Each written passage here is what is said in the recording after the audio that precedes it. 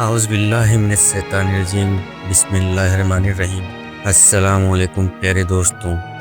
وہ وقت تھا جب پوری امت کی تقدیر ایک میدان جنگ میں طے ہو رہی تھی، جہاں ایک طرف جھوٹا نبی مسلمہ اپنے لاکھوں سپاہیوں کے ساتھ اسلام کو مٹانے نکلا تھا، تو دوسری طرف تھے اللہ کے سچے بندے، وہ مجاہدین اور انصار جو رسول اللہ صلی اللہ علیہ وسلم کے دین کی حفاظت کے لیے جان دینے تک کو تیار تھے۔ لاشیں گر رہی تھیں، حافظ قرآن شہید ہو رہے تھے، مسلمانوں کی سب پیچھے ہٹ رہی تھی، اور ایسا لگ رہا تھا کہ شاید آج اسلام کا سورج ہمیشہ کے لیے ڈھل جائے گا۔ مگر تبھی زمین خون سے لال تھی اور آسمان گواہ بن چکا تھا۔ حضرت خالد بن ولید رضی اللہ تعالیٰ عنہ تلوار لے کر آگے بڑھے، اور ان کے پیچھے پوری امت کا ایمان جاگ اٹھا۔ یہی تھی جنگ یمامہ، جہاں صرف ایک جنگ نہیں بلکہ قرآن، ایمان اور امت کی حفاظت کا فیصلہ لکھا گیا۔ جب جھوٹا نبی مسلمہ اپنی فوج لے کر اسلام کو مٹانے نکلا، تو اللہ کے شیر خالد بن ولید رضی اللہ تعالیٰ عنہ اپنی جان ہتھیلی پر رکھ کر میدان میں اترے۔ وہ دن تھا جب قرآن کی حفاظت کے لیے خون سے لکیریں کھینچی گئیں اور اسلام پھر سے زندہ ہوا۔ عرب کی سرزمین پر سورج ڈھل رہا تھا، مگر آج کی شام صرف ایک سورج کی نہیں بلکہ امت کی روشنی کے بجھنے کا خطرہ تھا۔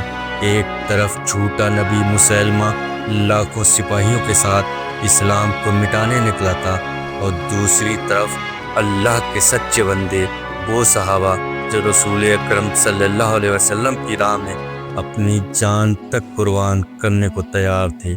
خون کی ندیاں بہہ رہی تھیں، مسلمان پیچھے ہٹ رہے تھے، اور ہر کوئی سوچ رہا تھا کیا آج اسلام ہار جائے گا۔ مگر تبھی تلواریں چمکیں، ایمان جاگ اٹھا، اور حضرت خالد بن ولید رضی اللہ تعالیٰ عنہ نے پکارا، جو جنت چاہتا ہے میرے ساتھ آگے بڑھے۔ یہ وہ آواز تھی جس نے جنگ یمامہ کو فتح میں بدل دیا اور قرآن کو ہمیشہ کے لیے محفوظ کر دیا۔ وہ جنگ تھی جہاں مٹی خون سے بھیگ رہی تھی، جہاں ہر گرنے والا جسم قرآن کی ایک آیت کا حافظ تھا۔ مسلمانوں کی صفیں پیچھے ہٹ رہی تھیں، اور ایسا لگ رہا تھا کہ آج اسلام کا نام مٹ جائے گا۔ مگر جب امت کی سانسیں تھمنے لگیں، تو حضرت خالد بن ولید رضی اللہ تعالیٰ عنہ نے تلوار اٹھائی اور پکارا، آج اگر اسلام ہار گیا تو کل مدینہ چل جائے گا۔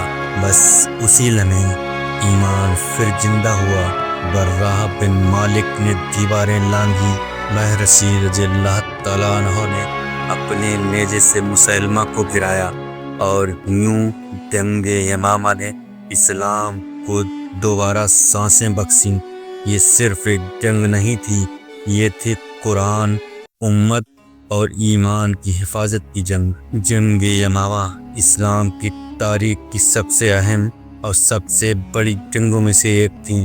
دراصل اگر آج قرآن ہمارے پاس مکمل کتاب کی شکل میں موجود ہے، تو اس کا سبب بھی اسی جنگ یمامہ کو جاتا ہے۔ رسول اکرم صلی اللہ علیہ وسلم کی وفات کے بعد جب حضرت ابوبکر صدیق رضی اللہ تعالیٰ عنہ کو خلافت ملی، تو عربوں کے بہت سے قبیلے بغاوت پر اتر آئے۔ کچھ نے زکوٰۃ دینے سے انکار کر دیا، اور کچھ نے تو نبوت کا جھوٹا دعویٰ کر ڈالا۔ ان جھوٹے دعوے داروں میں سب سے طاقتور اور خطرناک شخص تھا مسیلمہ کذاب۔ حضرت ابوبکر صدیق رضی اللہ تعالیٰ عنہ نے اسلام کی حفاظت کے لیے مسلمانوں کی فوج کو 11 حصوں میں بانٹا، اور حکم دیا کہ عرب کے ہر باغی کو کچل دو۔ ان فوجوں کی رہنمائی کر رہے تھے سیف اللہ حضرت خالد بن ولید رضی اللہ تعالیٰ عنہ۔ وہ جہاں جاتے اللہ کی مدد ان کے ساتھ ہوتی۔ ایک ایک کر کے سارے باغی قبیلے ختم کیے گئے، اور اب آخری میدان بچا تھا، یمامہ۔ یہاں پر مسیلمہ کذاب اپنی 40,000 فوج کے ساتھ جمع تھا، جبکہ مسلمانوں کی تعداد تھی صرف 13,000، لیکن ایمان کی طاقت کبھی گنتی سے نہیں تولی جاتی۔ مسیلمہ کذاب کا تعلق نجد یعنی آج کا ایسٹرن سعودی عربیہ کے ایک بے حد دولت مند اور اثردار قبیلے بنو حنیفہ سے تھا۔ یہ قبیلہ اس وقت بھی عرب کے سب سے طاقتور قبیلوں میں سے ایک تھا اور آج بھی سعودی عرب کے بادشاہ عبدالعزیز سے لے کر محمد بن سلمان تک سب کا نسلی تعلق اسی قبیلے سے ہے۔ مسیلمہ بچپن سے ہی ذہندار اور تعلیم یافتہ تھا۔ اس نے اپنی ساری تعلیم رومن سلطنت کے شہر دمشق میں حاصل کی، جہاں اس نے اس دور کے بڑے بڑے اسکالرز سے علم سیکھا۔ جب وہ واپس اپنے قبیلے بنو حنیفہ میں آیا تو بہت جلدی اسے اپنے لوگوں نے سرداروں میں شامل کر لیا۔ وہ ایسا تھا جیسے کوئی ہارورڈ یا آکسفورڈ سے پڑھ کر اپنے چھوٹے سے گاؤں لوٹے تو سب اس کی عزت کرنے لگے۔ علم، عقل اور تعلیم کی وجہ سے مسیلمہ کا نام پھیلنے لگا، لیکن علم جب تک روحانی نہیں ہوتا وہ صرف اہنکار بن جاتا ہے۔ جب مسیلمہ اپنے قبیلے کی سرداریوں میں مشغول تھا، اسی وقت حجاز کی سرزمین پر رسول اکرم صلی اللہ علیہ وسلم مدینہ منورہ میں ایک نئی سیاست قائم کر چکے تھے۔ ہر سال مکہ کے مشرکوں سے جنگ ہوتی، بدر، احد، خندق اور پھر آیا صلح حدیبیہ کا موقع۔ اس کے کچھ ہی سال بعد مسلمانوں نے مکہ کو فتح کر لیا اور پورا عرب اس حقیقت کو ماننے لگا کہ محمد صلی اللہ علیہ وسلم واقعی اللہ کے سچے رسول ہیں۔ اب عرب کے کونے کونے سے لوگ مدینہ آنے لگے، اسلام قبول کرنے کے لیے، نبی صلی اللہ علیہ وسلم کی زیارت کے لیے اور ایمان کی روشنی میں داخل ہونے کے لیے۔ اسی وقت بنو حنیفہ قبیلے کے لوگوں نے بھی اپنے سرداروں سے کہا ہمیں بھی مدینہ جانا چاہیے اور اللہ کے رسول سے ملاقات کرنی چاہیے۔ تو مسیلمہ اپنے 2 سرداروں کے ساتھ مدینہ روانہ ہوا۔ جب وہ حاضر ہوا تو اس نے نبی اکرم صلی اللہ علیہ وسلم سے کہا ہم اسلام قبول کریں گے مگر ایک شرط پر کہ آپ کے بعد ہمیں یعنی مجھے آپ کا جانشین اور خلیفہ بنایا جائے۔ رسول اکرم صلی اللہ علیہ وسلم نے زمین پر پڑی ایک کھجور کی ٹہنی اٹھائی اور فرمایا اگر تم مجھ سے یہ چھوٹی سی ٹہنی بھی مانگو گے تو میں تمہیں کبھی نہیں دوں گا۔ یعنی خلافت اور نبوت کسی وصیت یا بارش کی چیز نہیں، یہ اللہ کا فیصلہ ہے جو وہ جس کو چاہے دے۔ مدینہ سے لوٹتے وقت مسیلمہ کے چہروں پر مایوسی اور گھمنڈ دونوں تھے۔ اپنے قبیلے میں پہنچتے ہی اس نے اعلان کیا اللہ کے رسول صلی اللہ علیہ وسلم نے مجھے بھی نبی بنا دیا ہے۔ کچھ نادان لوگ اس کے جھوٹ میں آ گئے اور کچھ شک کرنے لگے۔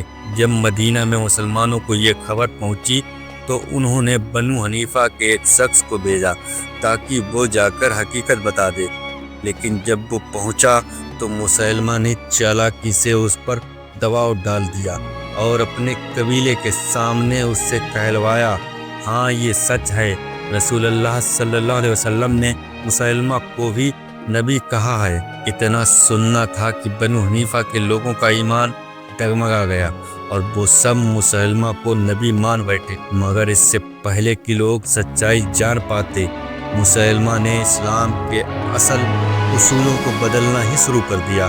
اس نے نمازوں میں تحریف، زکوٰۃ کے حکم میں تغیر کیا، اپنے بنائے جھوٹے وہی پڑھنے لگا۔ اس کی زبان سے الفاظ نکلتے تھے مگر ان میں نور قطعی نہیں تھا، کیونکہ نبوت وہ نور ہے جو صرف اللہ دیتا ہے اور جس پر وہ رحمت نہیں کرتا اس کے شبد ریت کا ڈھیر بن جاتے ہیں۔ مسیلمہ نے جو کیا وہ صرف بغاوت نہیں تھی بلکہ اسلام کے دل کی دھڑکنوں کے ساتھ کھلواڑ تھا۔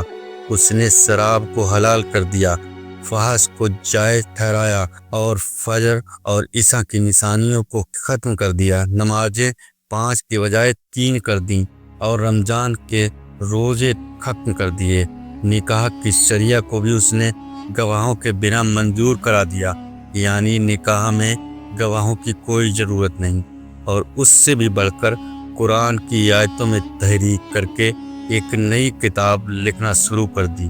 جب لوگوں نے مسیلمہ کا یہ آسان اور ہلکا مذہب دیکھا جو ہر سخت حکم کو ڈھیلا کر رہا تھا، تو جو پہلے اسلام کی کٹھن راہوں پر چلتے تھے، اب انہیں یہ راستہ سرل اور آسان دکھنے لگا، اور وہ اسی آسان دکھنے والے راستے کی طرف کھنچنے لگے، اور دھیرے دھیرے مسلمہ کا یہ نیا مذہب چاروں طرف پھیلنے لگا۔ یہاں ایک سوال اٹھتا ہے، رسول اکرم صلی اللہ علیہ وسلم نے اتنی مشکلوں کے بعد اسلام کو کھڑا کیا تھا، تو پھر مسلمہ یہ سب اتنی آسانی سے کیسے کر گیا؟ اصل میں جب رسول اللہ صلی اللہ علیہ وسلم مکہ میں تھے تو مکہ کے سرداروں نے ان سے کہا تھا کہ اگر آپ ہمارے خداؤں کو خدا مان لو تو ہم بھی تمہیں اپنا بادشاہ بنا دیں گے۔ آپ صلی اللہ علیہ وسلم نے جواب دیا تھا، اگر میرے ایک ہاتھ پر سورج اور دوسرے ہاتھ پر چاند بھی رکھ دو گے تب بھی میں تمہارے ان خداؤں کو خدا نہیں کہوں گا۔ اس تاجی اور بے باکی نے مکہ والوں کی اور سے زیادتیوں کو جنم دیا، مسلمانوں پر ظلم ہونے لگے، مگر مسلمہ کا طریقہ اس کے بالکل الٹ تھا۔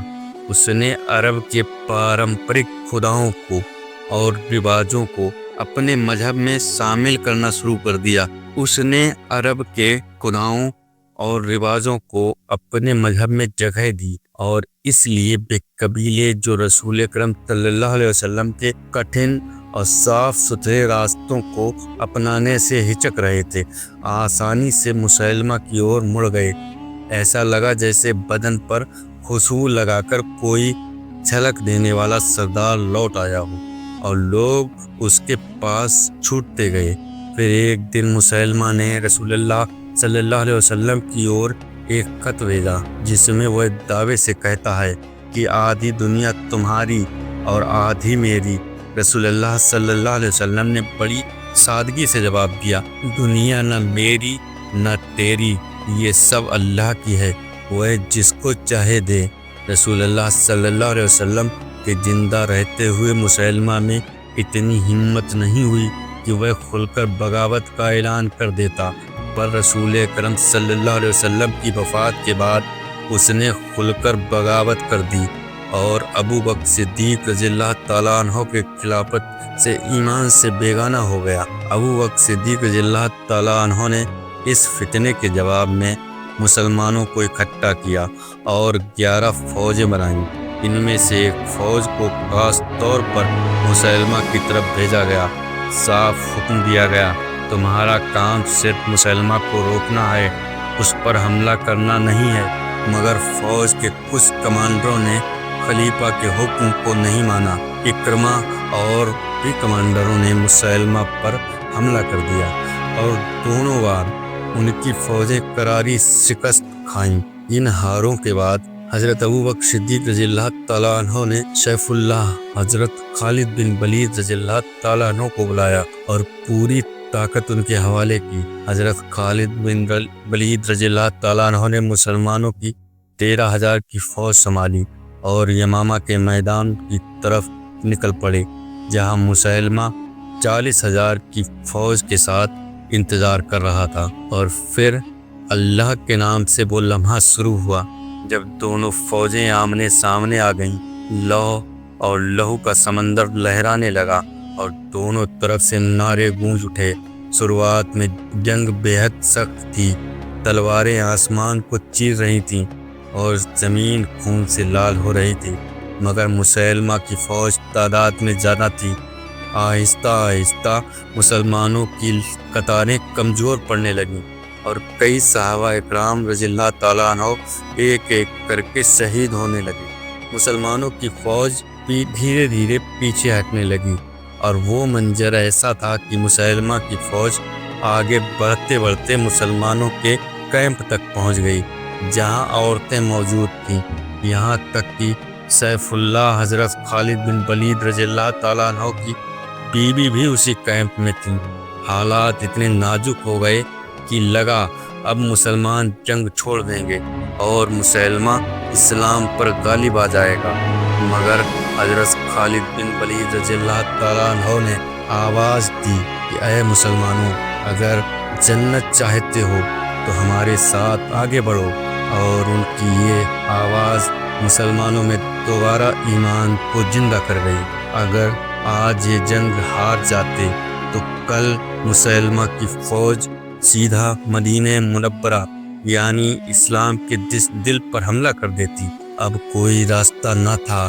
خالد بن ولید، زید بن ثابت اور کچھ بہادر صحابہ آگے بڑھے اور وہ دشمنوں کے بیچ گھس گئے۔ تلواریں چمکیں اور دشمنوں کی قطاریں بکھرنے لگیں۔ جب مسلمانوں نے اپنے امیر لشکر خالد بن ولید رضی اللہ تعالیٰ عنہ کو اس بہادری سے لڑتے دیکھا تو ان کے دلوں میں بھی ایمان کی لہریں اٹھیں، اور پھر سب نے ایک ساتھ اللہ اکبر کا نعرہ لگایا۔ زمین کانپ اٹھی، آسمان گونج گیا، اور مسلمانوں نے دشمن پر ایسا حملہ کیا کہ مسلمہ کی فوج پیچھے ہٹنے لگی اور بھاگتے بھاگتے ایک قلعے میں جا گھسی جس کے چاروں طرف اونچی دیواریں تھیں۔ مسلمہ اور اس کے سارے سپاہی اندر بند ہو گئے، دروازے جکڑ دیے گئے۔ مسلمان بہت کوشش کرتے رہے مگر دیواریں توڑی نہ جا سکیں۔ اس وقت ایک جواز صحابی برہ بن مالک رضی اللہ تعالیٰ عنہ آگے بڑھے۔ انہوں نے کہا، مجھے کسی طرح دیوار کے اس پار پہنچا دو، میں دروازہ کھول دوں گا تاکہ مسلمان اندر داخل ہو سکیں۔ خالد بن ولید رضی اللہ تعالیٰ عنہ اور باقی صحابہ نے روکا، بولے یہ تو خودکشی ہے، برہ موت کی گود میں چھلانگ لگانا ہے۔ مگر برہ بن مالک رضی اللہ تعالیٰ عنہ نے کہا، اگر میری جان جاتی ہے تو جانے دو، لیکن اگر دروازہ کھل گیا تو اللہ کی مدد سے اسلام جیت جائے گا۔ ان کے اصرار پر مسلمانوں نے کسی طرح انہیں دیوار کے پار پہنچایا۔ برہ رضی اللہ تعالیٰ عنہ اندر پہنچتے ہی دشمنوں کے بیچ تلواریں چلائیں اور دروازہ کھول دیا۔ بس پھر کیا تھا، مسلمان اندر داخل ہوئے اور اللہ کے نام پر ایسی جنگ لڑی کہ مسلمہ کی فوج بکھر گئی۔ مسلمہ خود جنگ چھوڑ کر بھاگنے لگا، مگر اس بھیڑ میں ایک صحابی تھے، حضرت بحثی رضی اللہ تعالیٰ عنہ، جو اس جنگ میں صرف ایک مقصد سے آئے تھے، مسلمہ کذاب کو ختم کرنا۔ وہی بحثی رضی اللہ تعالیٰ عنہ جنہیں جنگ احد میں حضرت حمزہ رضی اللہ تعالیٰ عنہ کو ابو سفیان کی بیوی ہندہ کے کہنے پر نیزے سے شہید کر دیا تھا۔ رسول اکرم صلی اللہ علیہ وسلم کے لیے یہ سب سے بڑا غم تھا، لیکن جب مکہ فتح ہوا رسول اللہ صلی اللہ علیہ وسلم نے اسی بحثی کو معاف کر دیا، مگر ان سے اتنا کہا، میرے سامنے کبھی مت آنا، کیونکہ جب میں تمہیں دیکھتا ہوں تو مجھے حمزہ یاد آ جاتے ہیں۔ بحثی رضی اللہ تعالیٰ عنہ اس دن سے اپنے دل میں ایک بوجھ لیے جی رہے تھے، اور آج اب وہ اسی بوجھ کو مٹانے کے لیے میدان جنگ میں تھے تاکہ اسلام کے سب سے بڑے دشمن مسلمہ کو اپنے ہاتھوں سے ختم کریں۔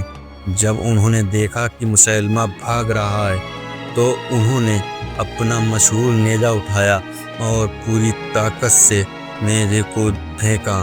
نیزہ سیدھا مسلمہ کے جسم میں جا کر دھس گیا اور اسی وقت وہ زمین پر گر پڑا۔ یمامہ کا فتنہ وہیں سے ہمیشہ کے لیے ختم ہو گیا۔ اس طرح نجد کا علاقہ دوبارہ اسلام کے قدموں تلے آ گیا۔ مسلمانوں کی باقی فوجوں نے بھی سارے باغیوں کو کچل دیا۔ مدینہ منورہ میں خلیفہ حضرت ابوبکر صدیق رضی اللہ تعالیٰ عنہ ایک بار پھر سے پورے عرب کے امیر بن گئے۔ پورے عرب کو سمجھ میں آ گیا کہ رسول اکرم صلی اللہ علیہ وسلم کے بعد اسلام ختم نہیں ہوا، بلکہ اب اسلام کی حفاظت کی شروعات ہوئی ہے۔ جب جنگ یمامہ کی فتح کی خبر مدینہ پہنچی تو لوگوں نے تکبیریں بلند کی، مگر حضرت عمر رضی اللہ تعالیٰ عنہ کے دل میں غم کی ایک لہر اٹھی، کیونکہ اس جنگ میں 700 ایسے صحابی شہید ہوئے تھے جو حافظ قرآن تھے۔ انہوں نے سوچا، اگر یوں ہی حافظ قرآن شہید ہوتے گئے تو کہیں ایسا نہ ہو